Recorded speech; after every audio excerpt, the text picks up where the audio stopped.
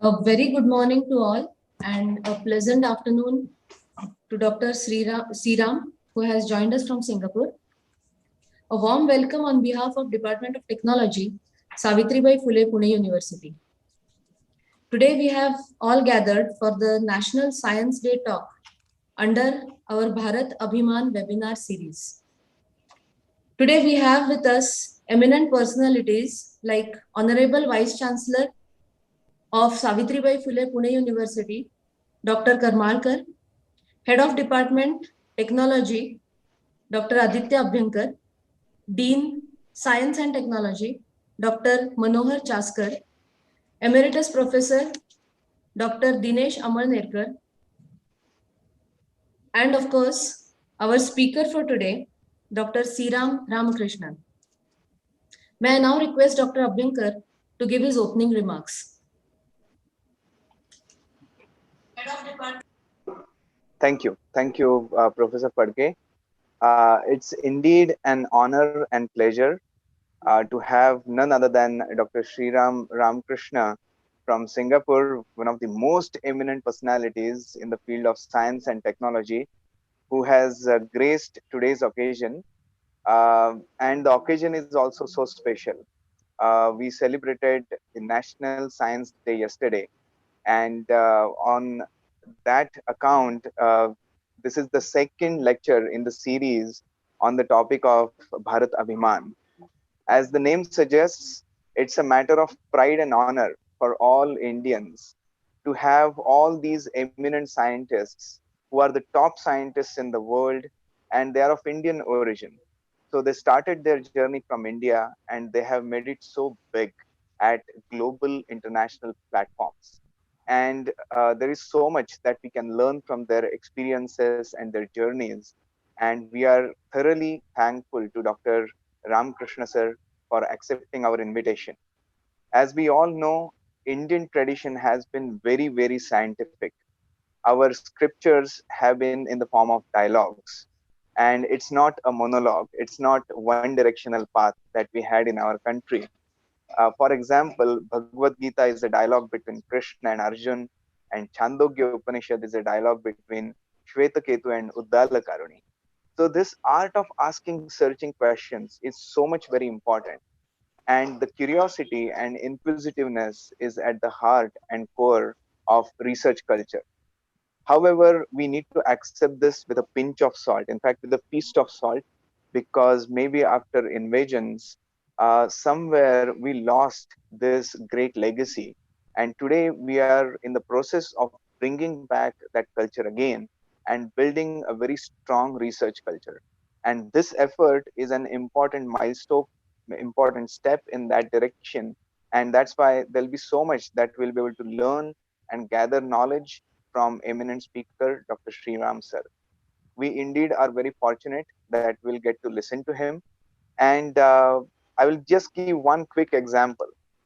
We all know that all giant cities, they are housed on banks of rivers, and water is the most fundamental necessity for growth of any city. However, the only exception to this rule is the city of Bangalore, where we don't have river next to it. And before the British came, we had the capital at Mysore, and Mysore is the most conducive place to become capital of any state. And Bangalore doesn't have river next to it. Pune is so fortunate that we have confluence of two rivers, Mula and Mutta. And that's why in Marathi we say, म्हणूनच पुणेकर मुळातूनच आडमुठे असतात की काय कोणास ठाऊक. There must be something in that water. But you have to have river next to any big city. And probably that's why four states are fighting over Kaveri issue.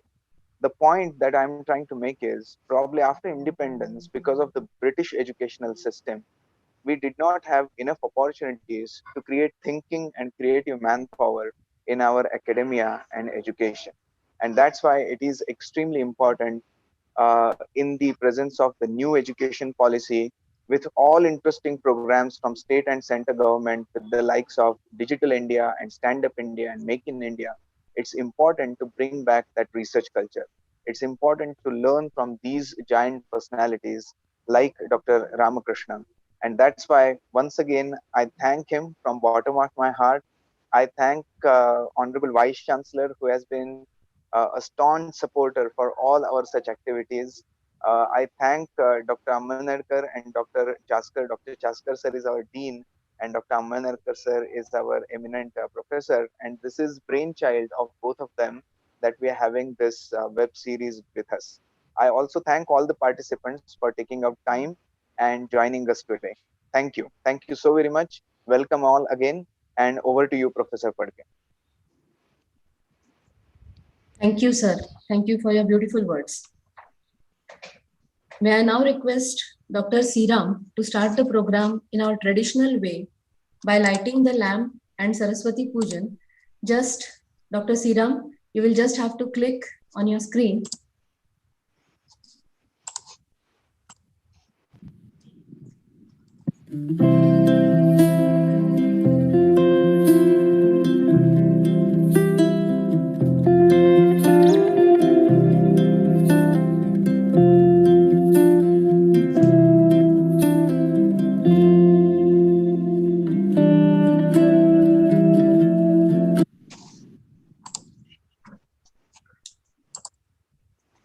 Great.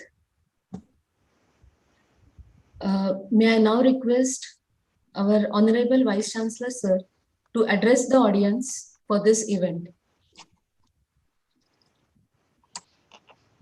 Good morning, very good morning to all. It's indeed a pleasure to be with you and feel honored that we have one of the great person from India, now in Singapore, Dr. Sriram Ramakrishna.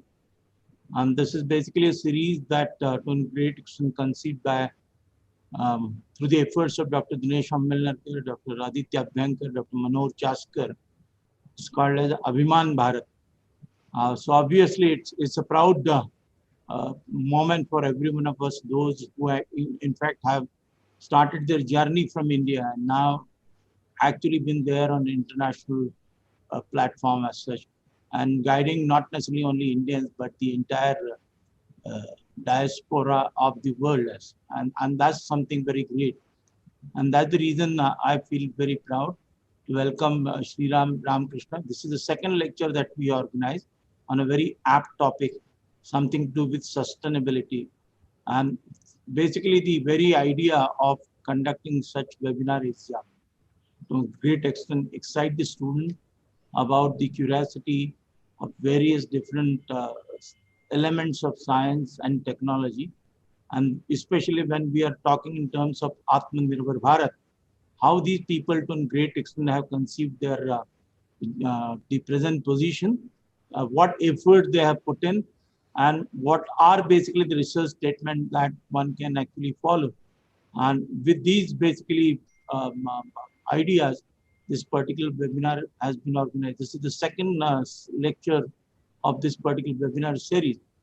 And I'm very happy that the response was phenomenal. Last time, in fact, more than 1,000 people to a great extent from the campus and outside the campus from affiliated colleges could basically take this particular webinar very seriously, and they could watch it. Savitribai Phule Pune University is a state university, but at the national level, basically, we stand at the number 9. And despite the fact we are state universities, the largest structure, although there are about 1,000 colleges affiliated, and there are about 600 odd research centers being given to different colleges as such. So the research prima facie is the main thing, focus of the University of Pune. And perhaps that's the reason actually we have the present position that we achieved. During recent times, as I said, although on the campus we have entered into school system wherein obviously we are trying to break the silos, or rather the walls of the silo that we created, so that there would be a continued dialogue that is happening. And this is in tune with the new education policy, which emphasizes more on multidisciplinary approaches. And from that point of view, amalgamation of various different disciplines so as to come together and do research, not necessarily only of merely academic interest, but for the society, for the benefit of the society. How do you actually resolve the various different issues of the society, including basically the technology, the general living, the water, the environmental aspect. All those things require basically a consolidated effort, and wherein all disciplines should come together. With this intention, in fact, to a great extent, we have created the school system. I'm pretty sure that will help in creating multidisciplinary research projects, and a dialogue would begin among the faculty members as such. And with that, basically, we are looking forward the kind of mentoring that will happen through this particular webinar. What should be the areas where we must concentrate? How do we actually look at a particular issue? How do you resolve it? What efforts needs to be putting? So all those to great extent, the questions to great extent we are uh, seeking advice from all these wonderful personalities as such. So once again, I welcome Dr. Sriram Ramakrishna, and then I declare that this webinar is open, and I leave it back to Dr. Manohar Chaske. Thank you, sir. May I now request Dr. Amar Nekar to introduce today's speaker. Thanks, Dr. Anuja. Namaste to all panelists and enthusiastic participants. It is my utmost pleasure to briefly introduce celebrated yet modest academician, Professor Sriram Ramakrishna from National University of Singapore. To start with, I will speak about his India connection. Professor Ramakrishna has its roots in Guntur in Andhra Pradesh, and probably you know that Guntur is a well-known place for its spicy, rather chili food. He studied in local schools in the Telugu medium. His father was a high school teacher and mother was a housewife.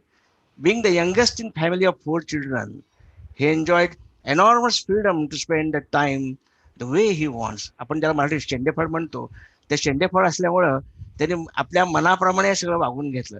He used to visit a public library every day after school with his father, where he would read newspapers and storybooks. But most importantly, his father encouraged him to read biographies of inspiring people which had lasting influence on his life. His mother was instrumental in his cultural upbringing. Professor Ramakrishna credits his late father for all the successes he has achieved.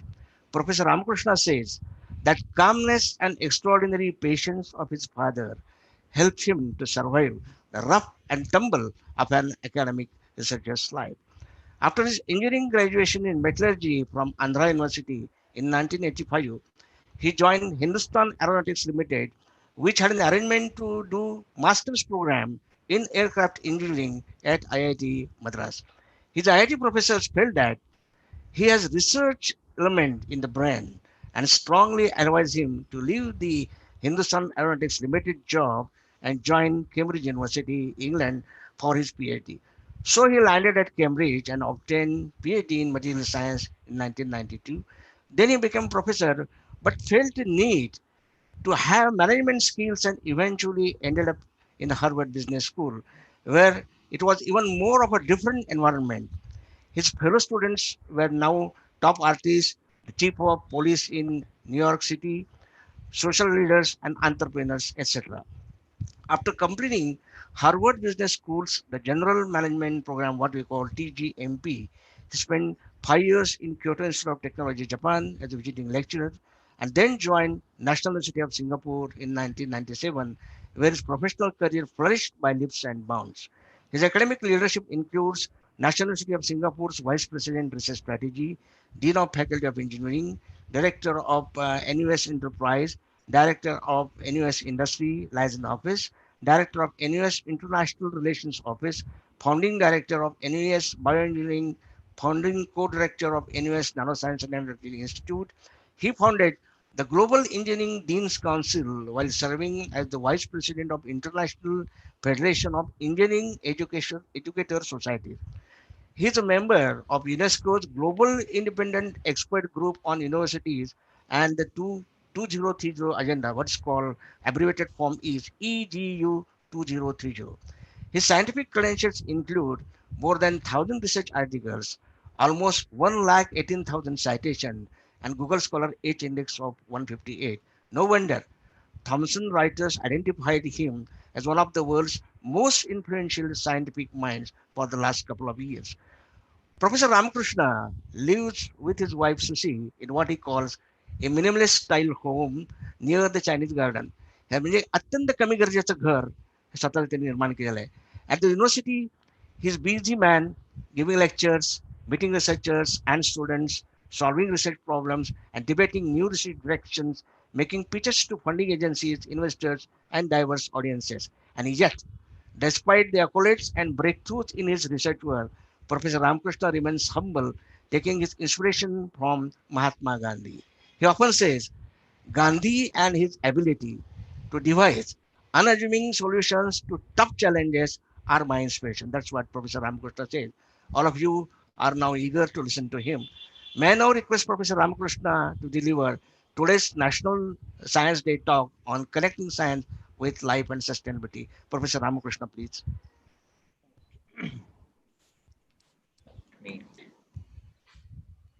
Thank you, Dr. Amal Nerkar, and Honorable Vice Chancellor of Pune University,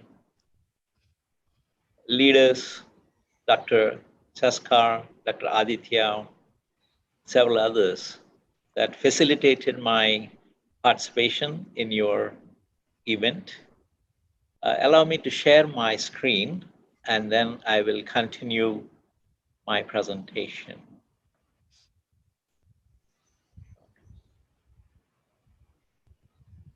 I like to say that it is my privilege and honor to deliver this Bharat Abhiman, or Pride of India webinar on a topic which is very close to my heart, that is connecting science and sustainability. Life and sustainability are very big terms. Each require many, many years of understanding.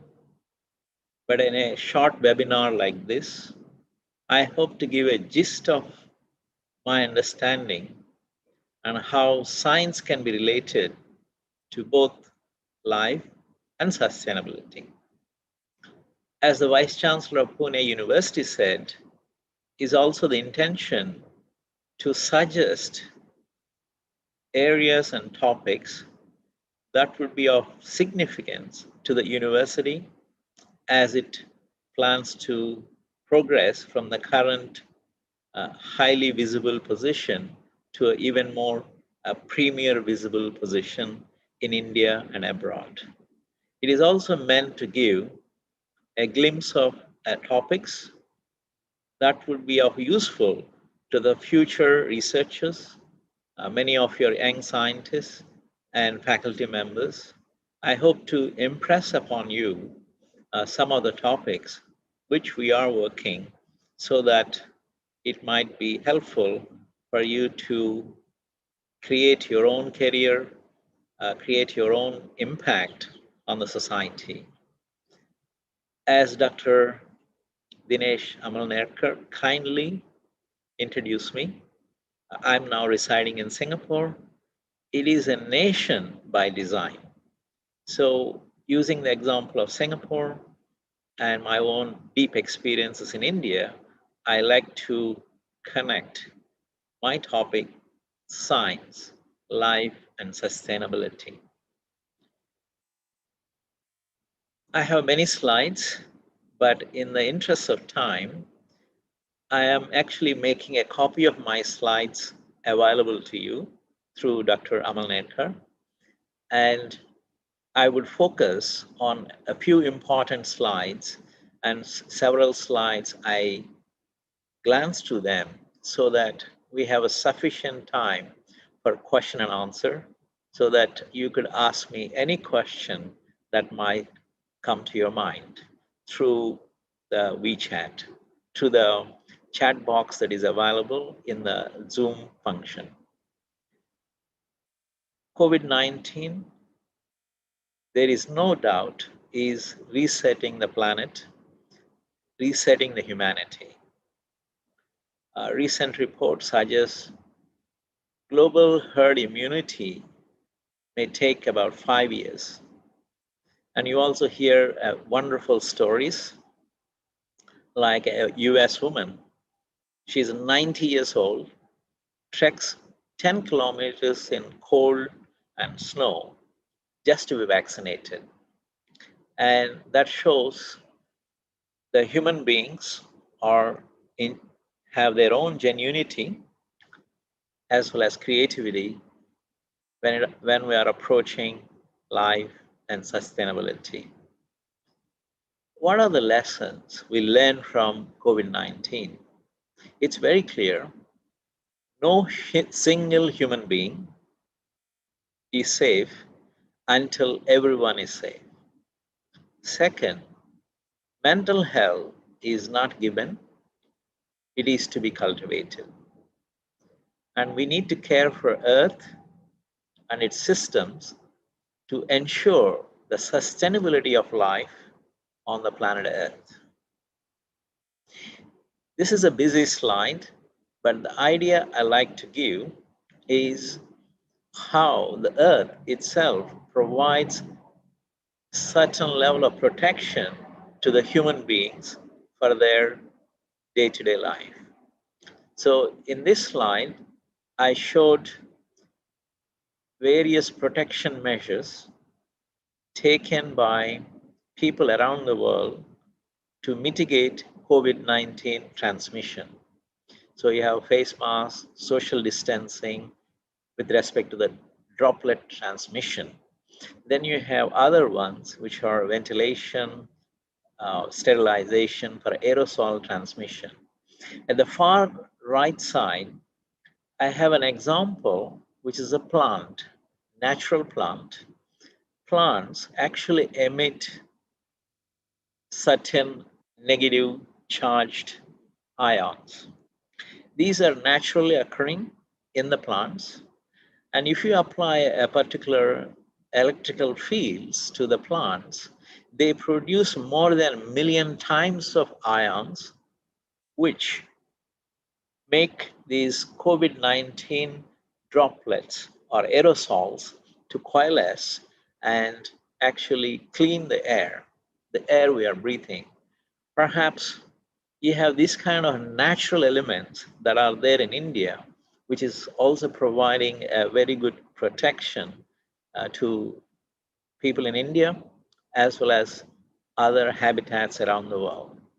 So the message here is that the natural environment also serves as a protective environment. And using science, in this case, we apply external electric field to make the plants to generate many more millions of times of ions so that they can scrub the air and then make the air much more pollution free and free from COVID-19 kind of transmissions. So there are more different equipments where science-led progress has been made. These are in addition to vaccine as well as another medicines that are being made available to you. COVID-19 also brought another important issue.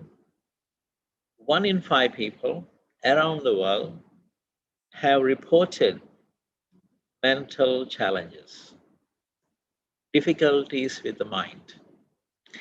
And of course, some associate in certain countries like Japan and others,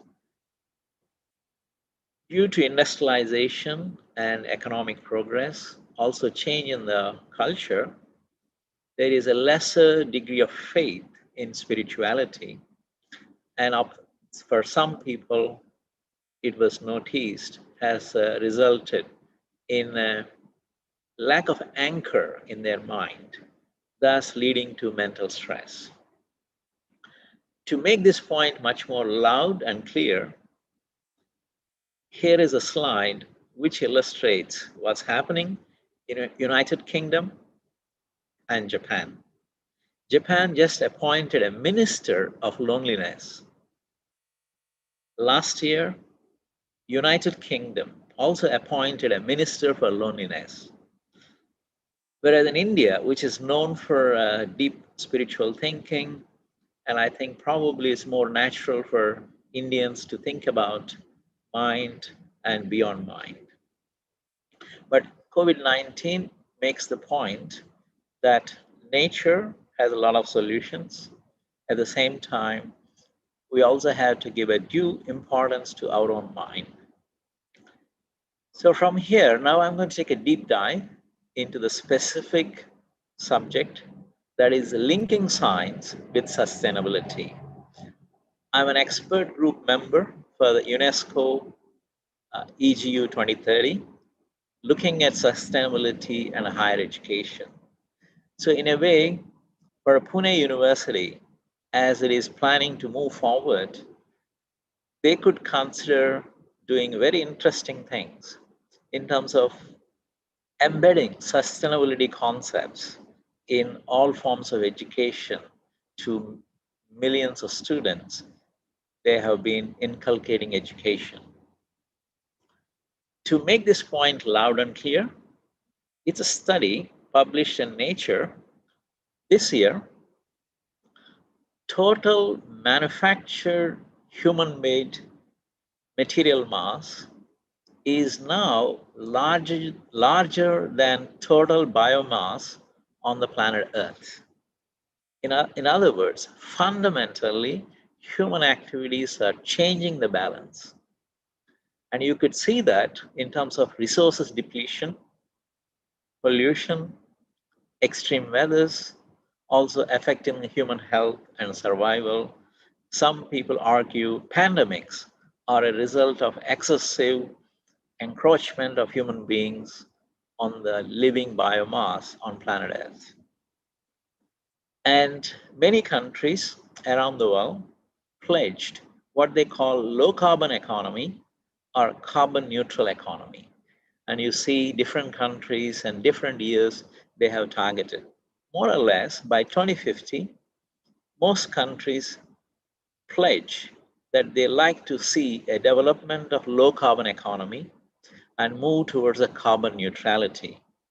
What this means for you is everyone is making efforts to reduce the greenhouse gas emissions so that our living environment is conducive for living.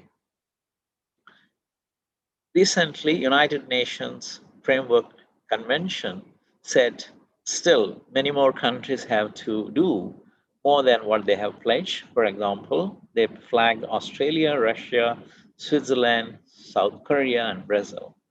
So in a few months' time, there would be another global meeting which would be looking towards a much more aggressive plans by these countries.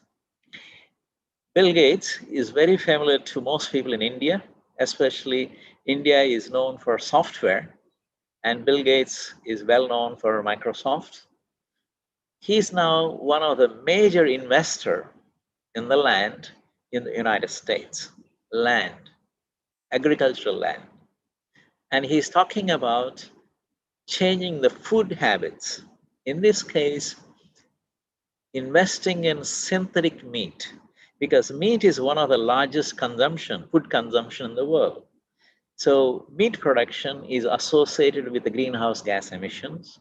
So if you think of innovations and you are thinking about sustainability. Similarly, Apple is also a very well-known company worldwide, including India. Apple announced they will be carbon neutral by 2030.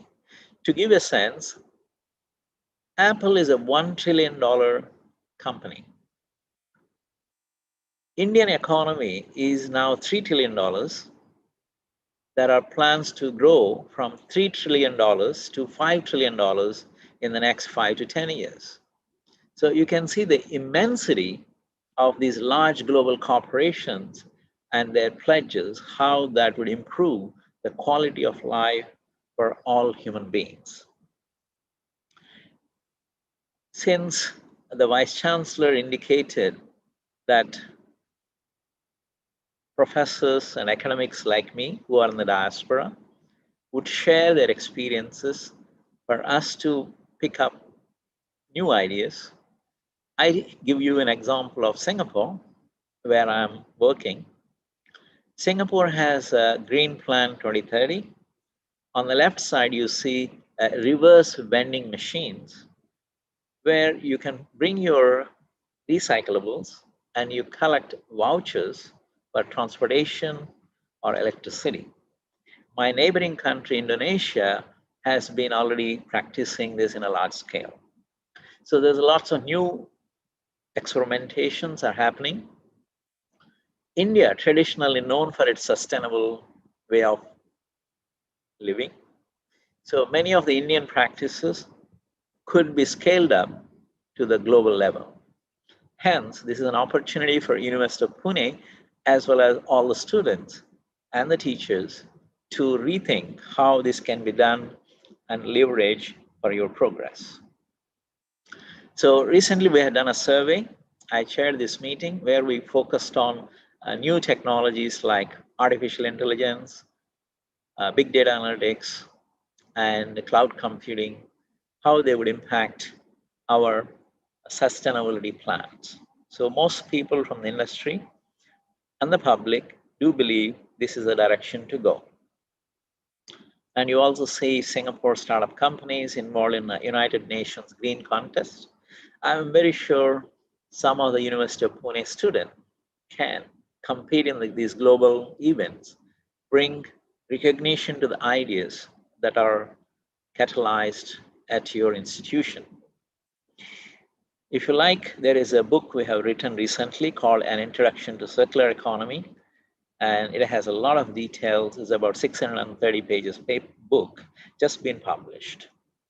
So in my view, sustainability is the emerging frontier of new innovations.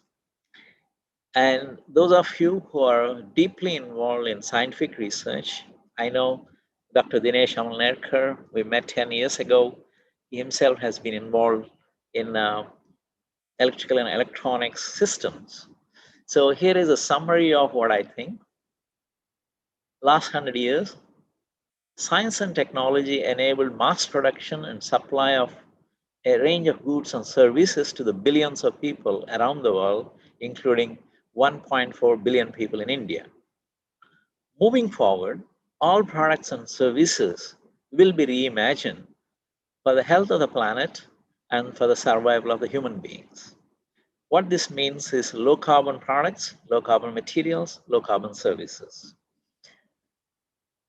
This also means new science and technology of atoms and molecules so that products and services can be reimagined and redesigned and made available to the people. An example here, you can imagine a plastic which is many millions of metrics of tons are thrown away. One could imagine re-engineer these plastics at the molecular level so that you can make them thermal management system for the buildings, which are known to contribute to the large amount of greenhouse gas emissions. We have done a survey. We looked at publications in this area. More and more publications are coming in sustainability. An important aspect is sustainability research involves multiple disciplines. You can call cross-disciplinary or interdisciplinary. Again, the Vice Chancellor of University of Pune said, we need to break down the walls and build the bridges among different disciplines so that they can address the challenges of the society, which is sustainability. At our university, National University of Singapore, which is ranked consistently among the top 25 universities in the world. Within engineering, we are ranked among the top 10 universities in the world. We are now refining our curriculum, our pedagogy, so that we introduce sustainability to our students. So I believe University of Pune, as they define new directions, they could also consider introducing sustainability thinking in your curriculum. Now, I want to move to the second topic of my presentation, that is science and the life. As you are listening to me, there are many thoughts passing through your mind. To give a number, a typical person will have about 6,000 thoughts per day in your mind. In other words, 4 thoughts per minute. So interestingly, 90% of them are repetitive from the past, and 80% of them contain some worrisome or fearful, concernful, or negative content. So we all want to be happy, and research suggests 40% of what affects our actual levels of happiness is what you choose to do, how you choose to think and feel. In other words, your own thinking process. On the right side, I have shown how our brain works in unstressed condition. The other one is a stressful condition. So when you are highly stressed, you have a less control of your thoughts, emotions, and mind actions. When you are under less stress or no stress, like Dr. Dinesh Amalnerkar, you have a total control of your thoughts, your emotions, and actions. So India, with mindfulness, yoga, and many other practices, emphasizes calmness in the mind, which is essentially unstressful, peaceful mind, but still working hard, make things happen. So I know some of my audience are young audience. They are university students in age 20 to 25 or 27. Here is the good news for you. If you look at the intelligence, how that changes with time or with age, you are actually in the perfect age of peak intelligence. Age between 25 to 30, you tend to have the highest level of peak intelligence. So my advice to you is pay attention, take all the advantage of the education opportunities provided by University of Pune, and come up with your own innovations, creative thinking, and progress in your career.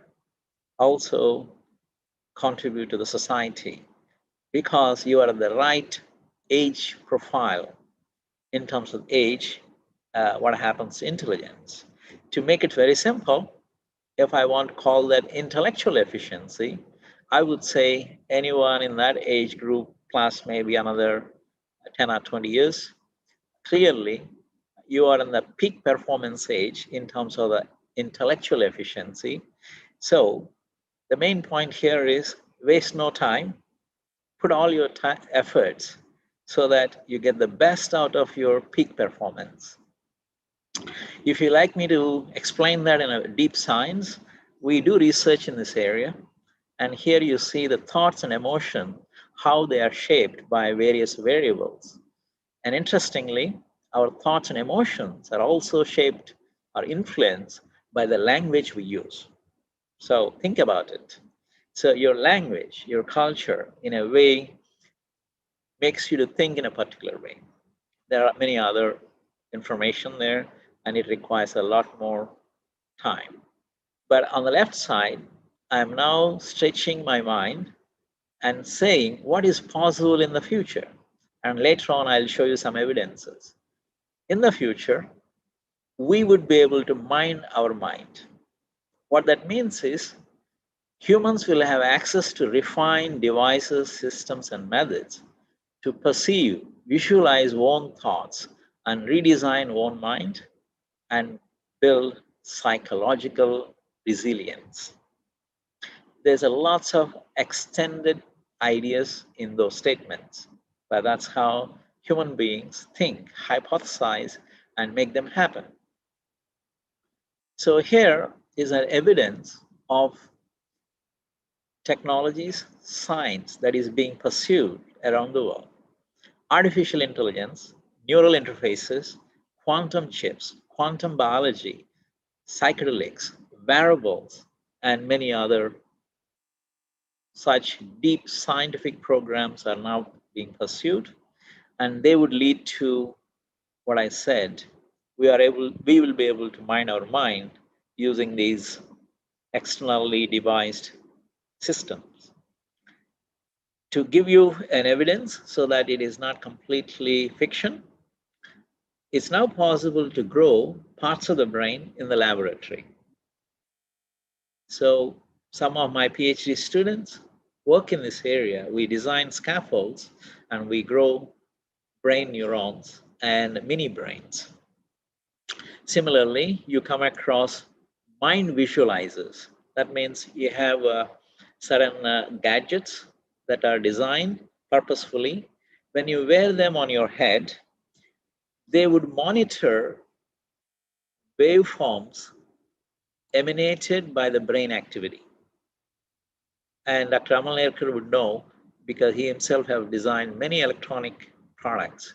And you can fine tune them so that you can measure brain waves, which are basically alpha, beta, and gamma, and other different frequencies.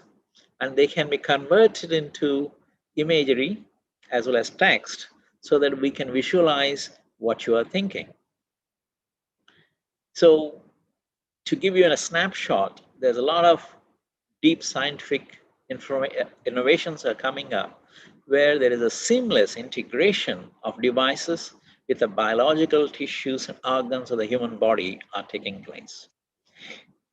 Elon Musk, world's richest man, over $200 billion behind Tesla car and also space programs, has a company called Neuralink. It's a neural interface device meant to read the signals from the pig's brain. Ultimate aim is to use that information so that we can help people with dementia or Alzheimer's, Parkinson, and many other neurological problems. So on the right side is the brain of an actual human being. She's about 70 years old, female, and that's how the brain look like. So moving forward, several devices are being developed, and you have people like Elon Musk investing in these future technologies in addition to the governments. So those are invasive products, but we also have wearables like your watch. These are actually continuously being innovated. Like many of the watches right now, electronic watches, they have functions to measure how many steps you have taken in a day.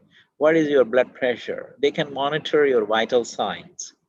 But on the right side, we are showing you our work where we develop nanotechnology to measure blood glucose level, heart rate, respiration rate, temperature, and many others. We could even harness energy from the body movements so that you do not need external power source to run these devices. So now imagine in the future, you will have a healthcare personalized.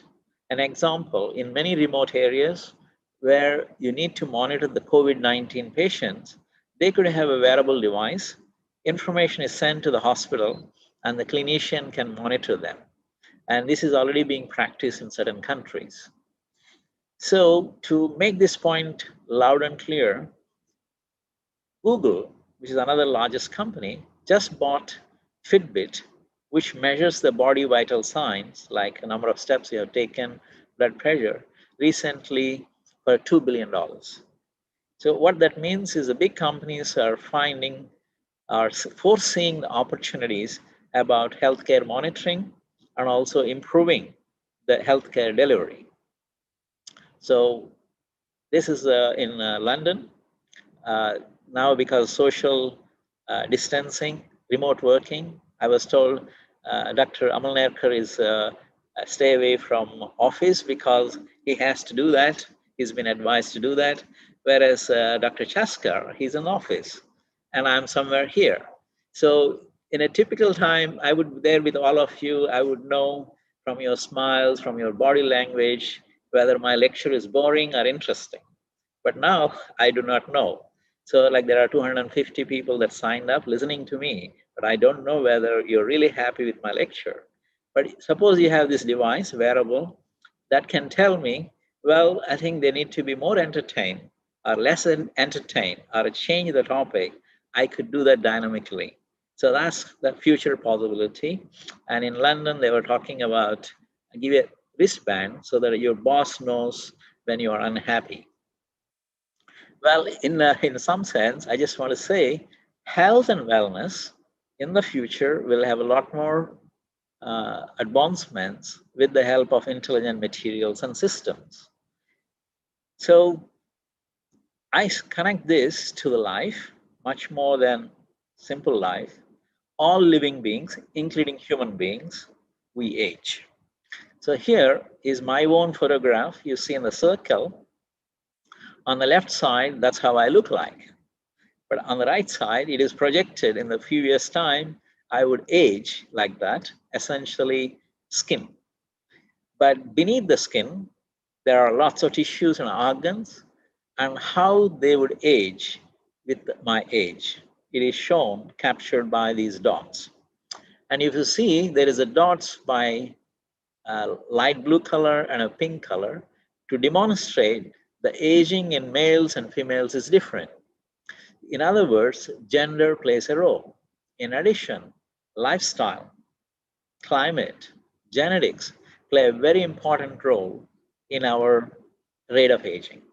So this natural aging process is now augmented or influenced by our lifestyle, especially the long commuting times, stress of the work and life.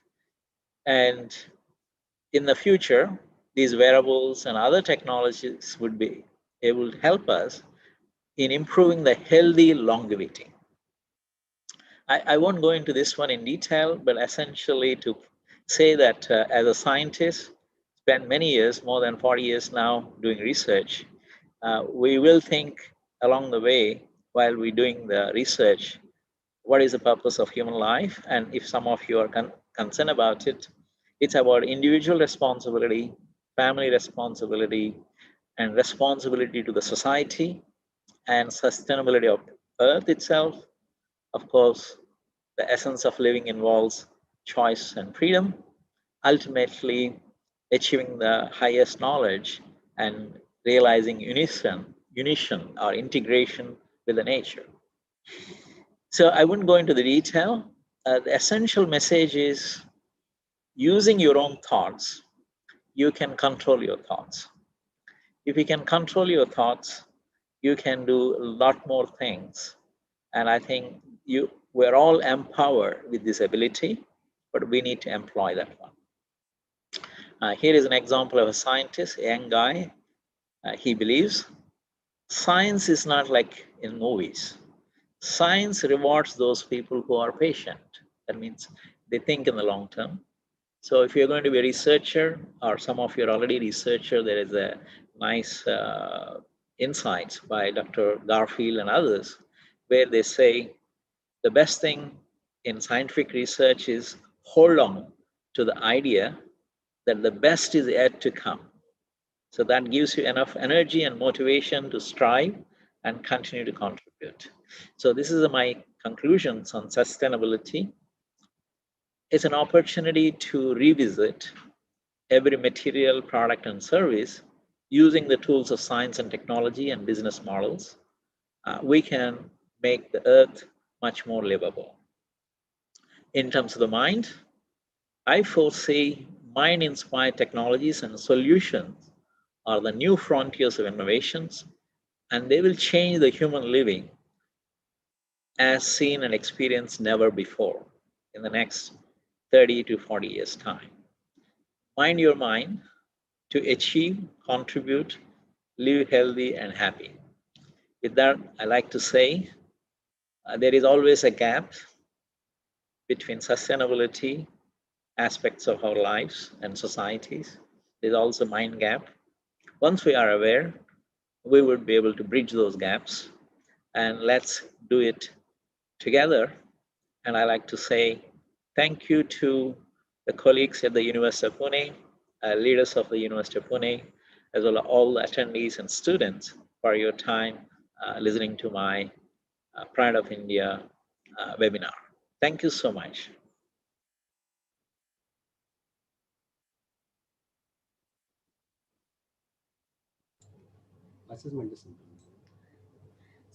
So I was told if there are questions I could ask. Over to you, Dr. Amar Nerkar, sir, for the question answer session. Can we take the live questions? Probably that is difficult. Students should write and send message to us. That's okay. What is? Well, there is one question. I have it. I can take it in view of the time, and let others' questions can come. So I read the question in the chat box. The question is, while making decision, should we listen to our heart or mind?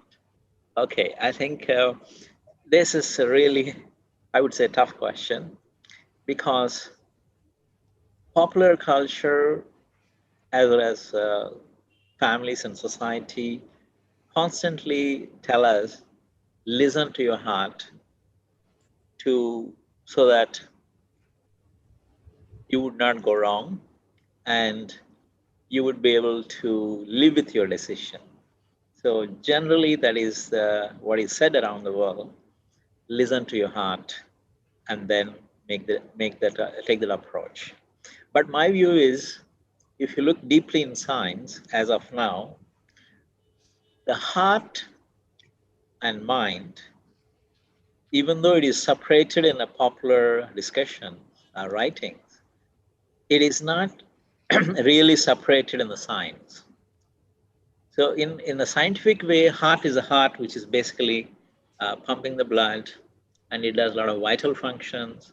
It is also a source of energy and life. But in terms of the mind is a complex mental processes that involves more than 100 billion neurons, more than 1 trillion synapses, together with the hormonal system, together with the immune system. So our whole body has multiple systems. So out of that, these 3 systems work in tandem, and that's how your mind functions. And your thoughts arise, your memories are stored, you recollect your information. I give an example. If I like to take coffee, just now I took a coffee. So I suddenly feel energized. So we have a caffeine that is gone through my blood-brain barrier very fast, and my brain is now stimulated. This process is mediated by several biomolecules. And now I could explain that in a different way by my own thought. I imagine I'm taking a coffee, and I still have a certain level of such a similar experience in the mind. Classical example is when you go to doctors, sometimes they give you placebo tablets. Placebo tablets do not actually have the medicine. The patient knows, the doctor knows. Doctor tells the patient, this is a placebo tablet, there's no medicine, take it, you will be fine. You take it. Why you feel fine? Because you believe. The belief is again underpinned by a mental process. But the normal, traditionally, we understand that's the heart. So my view is, if you can deconstruct, deeply understand these words, what do they actually mean, and understand the basis for them, my own feeling is the heart, which people are talking about, is a part of the mind. Well, that mind could be a complex mechanism of neural systems, endocrine system, and immune system, which further can be separated into what people call consciousness, and people can talk about soul plus memories and emotion. So it's a very complex subject. I like to say that I do not find a huge difference between heart and mind. I find heart is, this is a heart, I need it.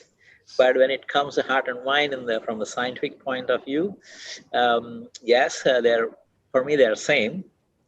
Just to make the point much more clearer, the brain has many regions, more than 100 regions, and these regions are connected by billions of neurons. So maybe when you say heart, particular neural networks and particular hormones are now working and then giving you sense of that. When you're talking about the traditional mind sense, another tracks of neurons and another set of hormones working together and give you a sense of mind. So, but fundamentally, it's completely a biological process underpinned by billions of cells and the biomolecules. So that's how I see it. So if you still feel comfortable, I should follow my heart. Just imagine heart is part of that heart-related mental process is also part of mind, but it is distinctly different from the other mental processes. That way, you are not far away from the traditional thinking. It's a long answer, but it's a deep question, Yeah. and need to be explained that way. Okay. I think second question, can you take? Yes, sure.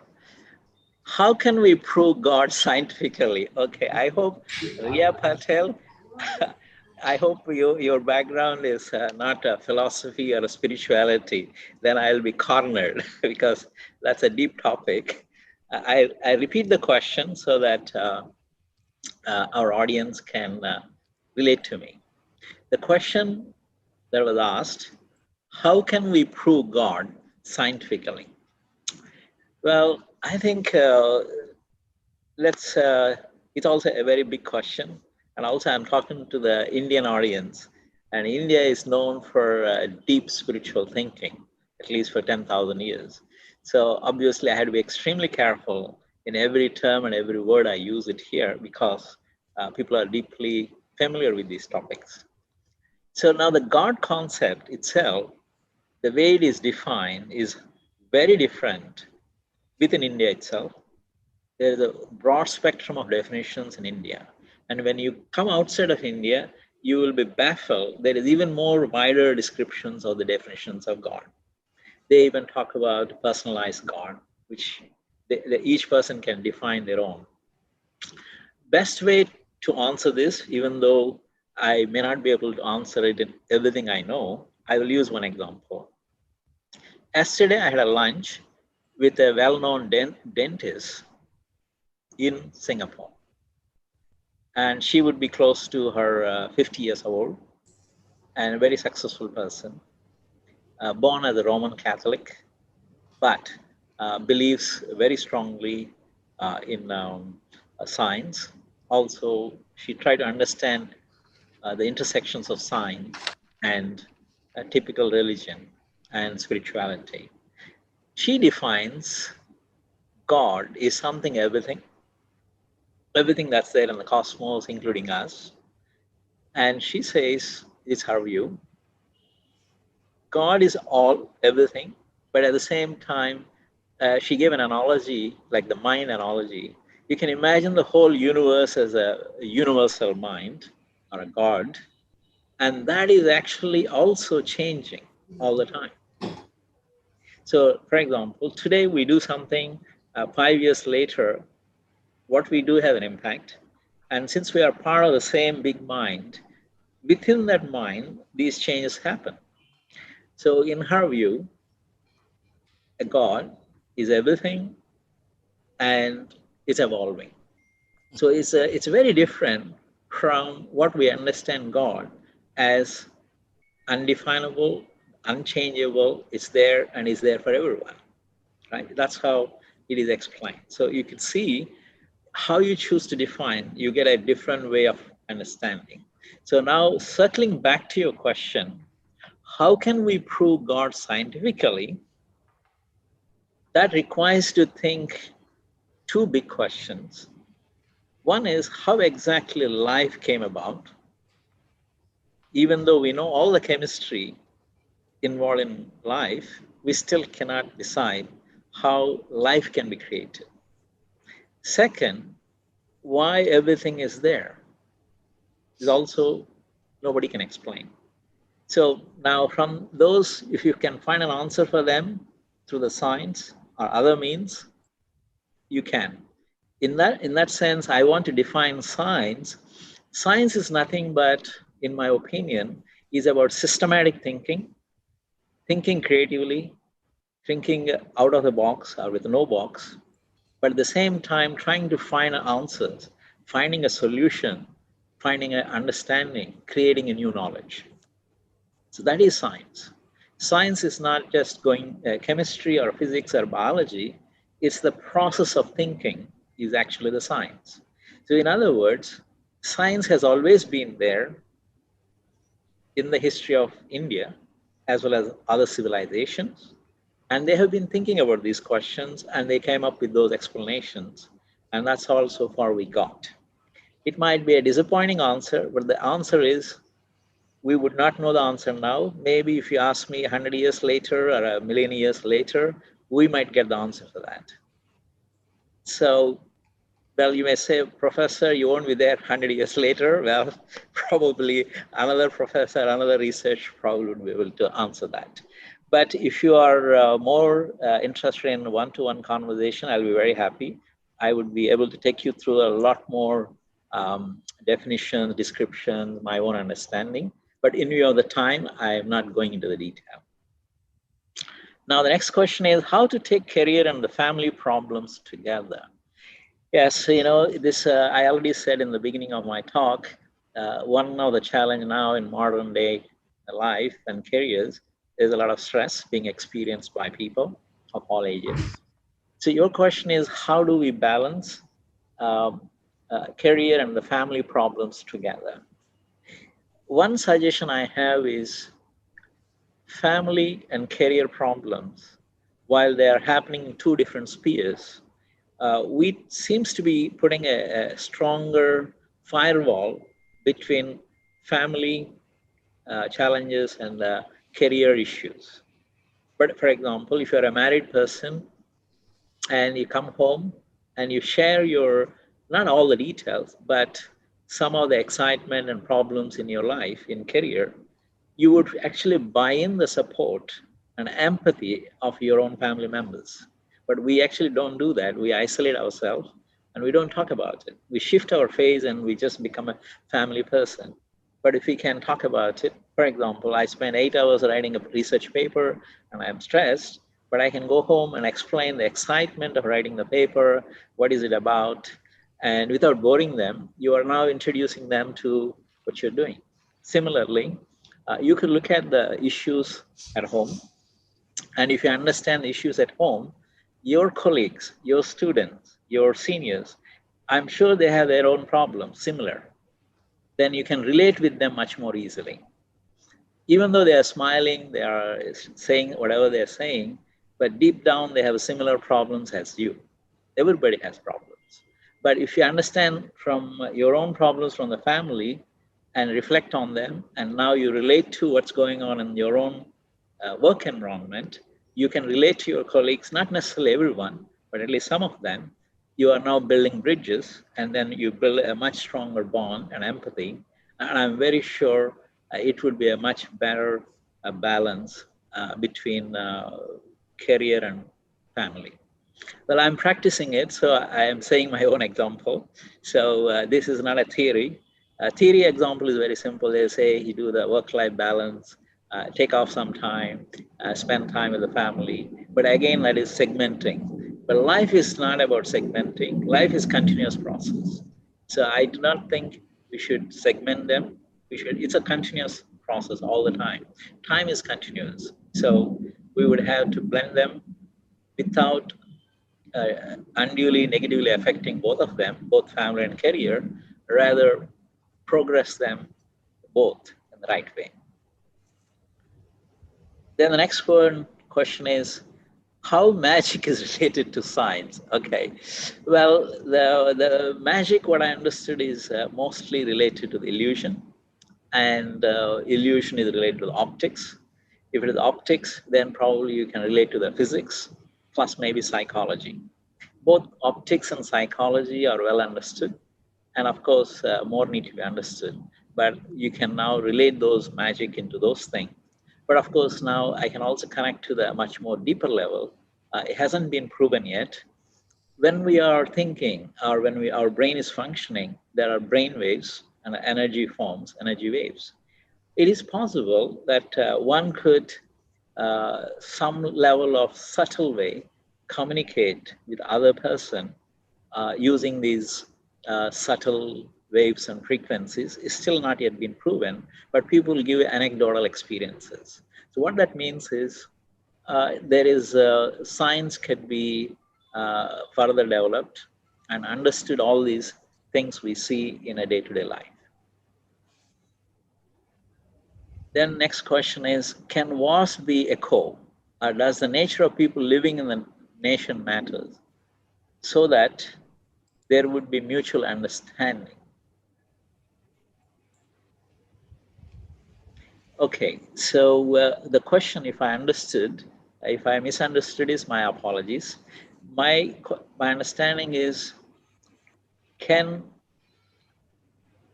does the nature of people living in the nation matters? Absolutely.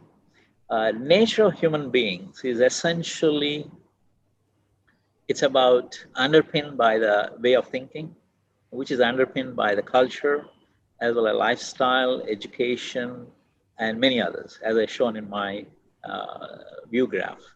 So nature of a human being, the choices they make, is extremely important in a nation, and how the nation is shaped and how it relates to the nature as well as other nations, as well as other natural systems. Absolutely.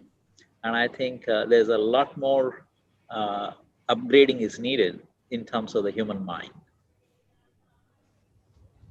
Okay, so I answered all the questions there. There may be in another chat box. Okay, so there are other questions on the other side. Shubham asked, unless I missed any question, let me scroll all the questions. Okay.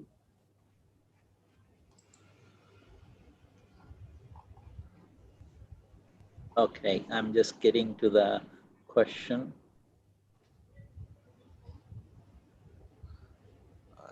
Okay, I'm scrolling. Okay, there is a question from Shubham.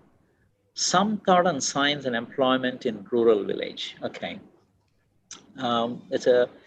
thank you. So I'm now helping a university in Nepal. It's a new university, Madan Bhandari University of Science and Technology, funded by Asian Development Bank. But we are building this whole university in a very small village. So what are the thinking process involved? We are actually looking at what is going on in the villages, what kind of economy systems are working there. And so, for example, there are lots of medicinal plants and it has a high medicinal potential. That could be seen as how to improve the livelihoods of the people. You can harness renewable energy, integrate renewable energy there.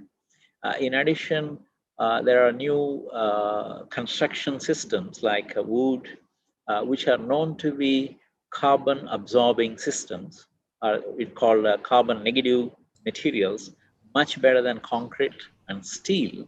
So you can envisage science-based sustainability principles, what we call life cycle engineering based approaches, and deal with improving the quality of life, also the economy of the people in the rural areas.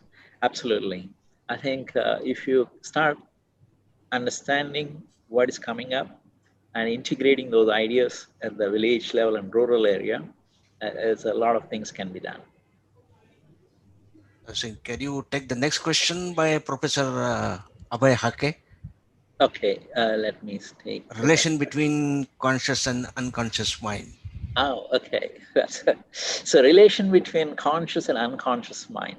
Okay, so I like to say a few things there. While he put this as a conscious and unconscious, there are also other definitions. Subconscious mind is also there. So while we don't go into the debate of how to define these things, let's take it this way. From the science point of view, conscious mind is when we are alive. Alive means when we are active and we're not sleeping right now. So we have a conscious mind much more in play. Let's say someone is sleeping and deeply sleeping. you do have this unconscious mind, which is not sleeping, and that is actually very active. And during that process, there is a rearrangement of information that happened through your experiences by reading, maybe in your workplace or all other things, or your own thinking. So all that is now in the unconscious layer is also getting rearranged as you are sleeping, as you are dreaming. So now the question is, what is the connection between conscious and unconscious mind? Is these neuronal connections and all the pathways are not really separated physically in a way we normally picturize. So in other words, even though subconscious and unconscious minds coexist, they are essentially, you can imagine, like a parallel networks or intermingled, commingled networks. So there would be interplay between your unconscious or subconscious aspects of your mind and a conscious. So I do believe there's a lot of interplay. And then now I'm going to make the whole conversation even more difficult. From conscious mind, you're talking about our unconscious mind, to consciousness. It's a big scientific topic now. There's a lot of researchers are working on what is consciousness, what is the source of consciousness, what is the underpinning biomechanical mechanisms being studied.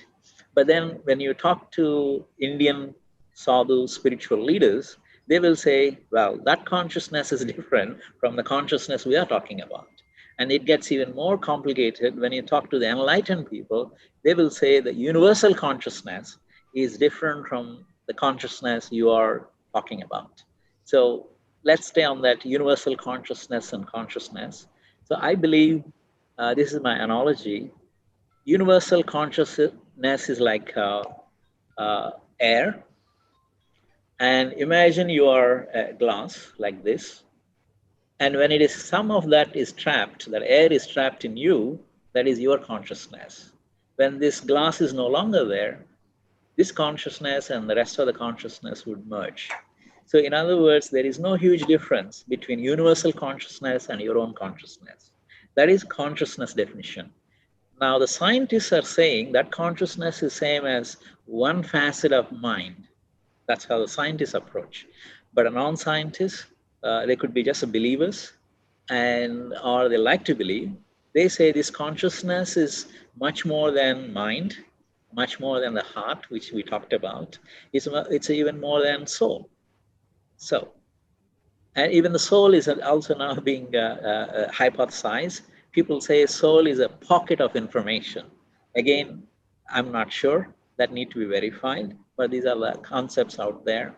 People are talking about pockets of information, and to understand them, they're applying quantum concepts where you have a wave and particle duality. So in other words, same thing we are talking about could exist in two different forms. When you probe it, you actually see in a particular way. And recently, Higgs particle, when they proved it, is also a kind of hypothesis-based approach where they have proved there is something called fundamental particle, what they call Higgs particle. So again, everything is source is the waves. And now you go back to the Indian philosophy, Om. They also talk about it's a wave, but they also say it's energy. So from the wave, the energy comes, from the energy, the mass comes, and they talk about the convertibility. So it all depends how deeply you're going to go in and how you're going to define these descriptions. And then from there, how you revisit several times these concepts, and you would get there. So to circle back to your question, in the normal psychology, brain or mind sense, conscious mind and unconscious mind, or subconscious mind, they're highly interrelated. There's an interplay. When we are talking about consciousness and universal consciousness, there is a huge different type of definition. So we have to carefully understand that, and then now personalize our understanding so that we feel comfortable about it. Yeah, Professor Sriram, the discussion is going to be interesting, but probably that demands one more separate session, Right. webinar from your side. There are two questions maybe can be coupled together. How to increase concentration and how to improve IQ via Pratiksha. And the probably last question we can take about the astrology, but it is your choice to answer all these questions, or probably in parts you already answered. At least Yeah, improve IQ and increase concentration. right. These two. So the improve IQ, I strongly believe it's a practice. While most people may say you are born with IQ, but I take this opinion as Dr. Amalnerkar introduced me. I have a very simple background, like many others in the audience.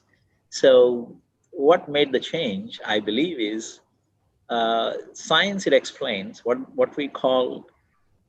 Okay, let's explain. When you are conceived in a mother's womb, you start with a few cells, and with 9 months it goes into a baby. Then you are delivered, you come out, and then first 4 to 5 years the brain is now developing. So now, why I explain this process first is, as the brain size is growing, basically the physical size is growing. What it means is the number of neurons, maybe slowly, a number probably increasing. But what is more important is, even though there are 100 plus billion neurons are there, the connections between those neurons is not established. So it's what we call synapses.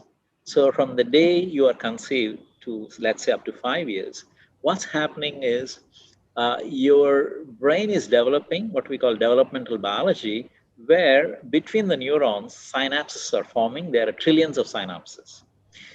So when a person has a particular way of thinking or analyzing, what we call IQ, it's based on the default mode networks that we form.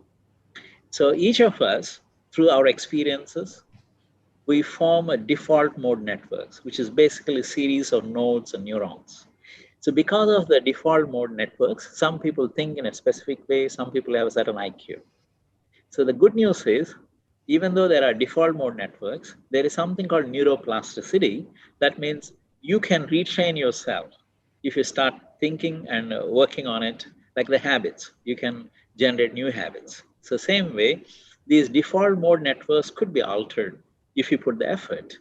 So, in other words, these IQ, which is generally said as a sacrosanctum, you're born with it, don't take it that way. You can actually start believing that, and you make an effort, you would be able to change it. I give one example. There are medical examples. Children born without cerebellum, they do not know how to stand and walk. If the mother and father help them to walk, give them the training, the other parts of the brain take over that function, and that boy or girl with certain age, they are able to walk without cerebellum. So what does that mean? The brain has a neuroplasticity. Neurons have a neuroplasticity. IQ bases is neurons and endocrines and all other things in our body. So if we can believe that and slowly work towards re-engineering them or retooling them, I think you can improve your IQ. Yes. I think Dr. Aruja, would you please take over, because we are almost coming close to 11:30. Professor Yes. Sriram has any assignments, I believe. So he has given us 1.5 hour maximum. So it's almost 11:30. So would you please take over now? Yes, sir. Thank you, Dr. Siram. It was a beautiful talk, and the question answer session was also extremely beautiful. May I now request Dr. Chaskar to conclude this session by giving a vote of thanks. Yeah. Good morning, Honorable Professor Sriram Ramakrishna, respected our dynamic Vice Chancellor, Professor Nitin Karmalkar, our most valuable invited guests, teachers and students.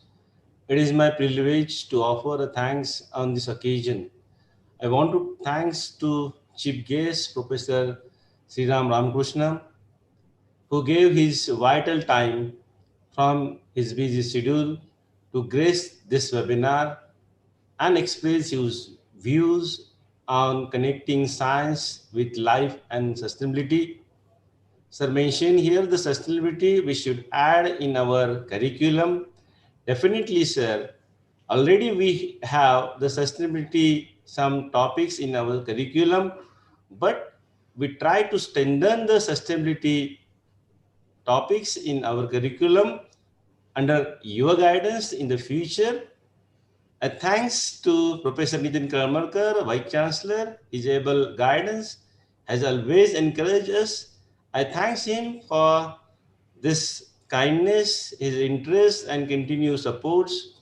My heartful thanks to HOD Professor Aditya Abhankar and Professor Dinesh Ammalarkar for their valuable contribution, guidance, encouragement in all his efforts. Professor Ammalarkar sir took extra efforts to success this webinar. So I especially thanks to him and the other his colleagues. I thanks to Professor Anuja Phadke. She made all necessary arrangement for success this webinar. Last but not least, I thanks to my friends and students for attending this webinar. Once again, thanks to all of. Thank you very much.